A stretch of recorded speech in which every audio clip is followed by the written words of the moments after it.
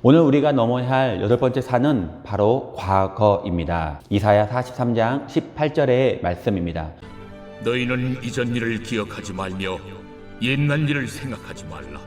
우리 인생에서 참 어려운 것 중에 하나가 과거로부터 받은 상처에서 벗어나는 일입니다. 과거로부터 입은 실패와 아픔, 잊고 싶어도 지워지지 않는 원한들 등등 많은 것들을 지우기가 참 어렵습니다. 우리의 발목을 붙잡고 괴롭히고 있는 과거의 산을 정복하시기를 바랍니다.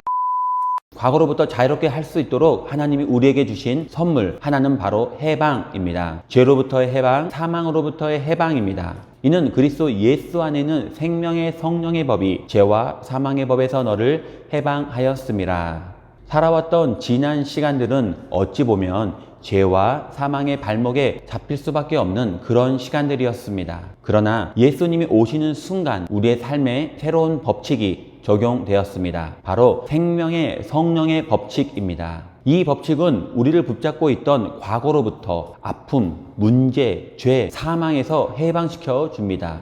과거의 상처를 갖고 산다는 것, 그것은 고통입니다. 어떤 환경, 어떤 죄, 상처, 아픔, 절망의 과거가 내게 있었다 할지라도 그 과거에서 내일을 허비할 수 없습니다. 거기에 발목을 잡힐 수도 없습니다. 더 이상 불가능하다, 희망이 없다고 생각할 때 예수님께서 나를 위하여 대신 십자가를 지심으로 내일에 대한 희망을 선물로 주셨습니다. 예전에 다 해봤는데 다시 한다고 뭐가 달라지겠어? 이런 사람들은 여전히 자신의 과거에 발목을 잡혀서 그렇게 살아가는 것입니다. 예수님이 우리의 과거를 용서하지 않으셨다면 가늠하다가 현장에 붙잡힌 여인은 돌에 맞아 죽어야만 했습니다.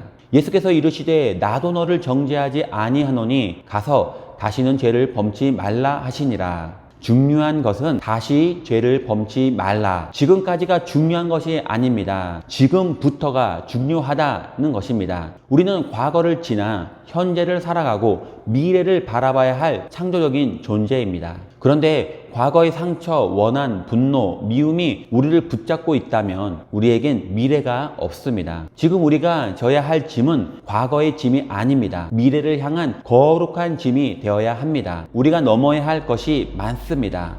실패, 상처, 아픔, 고통, 미움, 분노를 빨리 지워야 합니다. 그 산을 넘지 않으면 여전히 과거를 회개하고 또 회개하는 어리석은 삶을 반복할 수밖에 없습니다.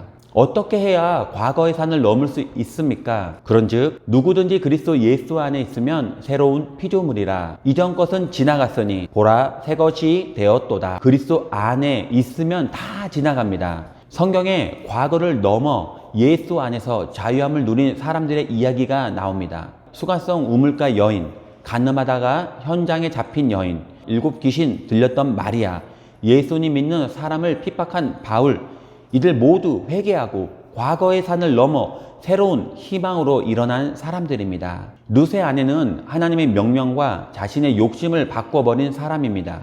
룻의 가족이 가는 길은 생명으로 가는 길입니다. 죽지 않기 위해 가는 길입니다. 그런데도 과거를 돌아보는 것은 결국 소금 기둥처럼 제자리에 말뚝처럼 박혀져서 앞으로도 뒤로도 나아갈 수 없는 기가 막힌 인생이 되고 맙니다. 요셉이 과거를 잊지 않았다면 형제들을 다 죽였을 것입니다. 과거의 아픈 상처를 넘지 못했다면 평생의 고통이 되었을 것입니다. 우리가 자꾸 뒤를 돌아보는 이유는 무엇입니까? 예수께서 이르시되 손에 쟁기를 잡고 뒤를 돌아보는 자는 하나님의 나라에 합당하지 아니하느니라. 쟁기를 잡고 뒤를 돌아보면 앞으로 나아갈 수 없습니다. 사명에 집중이 흐트러지면 자동적으로 과거를 돌아보게 됩니다. 목표 의식을 잃은 사람들은 늘 과거에 집착합니다. 목적이 없기 때문입니다. 과거를 끊임없이 말합니다. 하나님은 분명한 기준 하나를 우리에게 주셨습니다. 너희는 이전 일을 기억하지 말며 옛적 일을 생각하지 말라. 우리에게 있던 과거의 아픔, 상처, 분노 등의 문제들은 그냥 교훈으로만 남겨놓으시기 바랍니다. 쓸데없는 과거의 삶을 낭비하지 마십시오. 오늘도 앞길에 미래를 향해 사명을 향해 걸어가는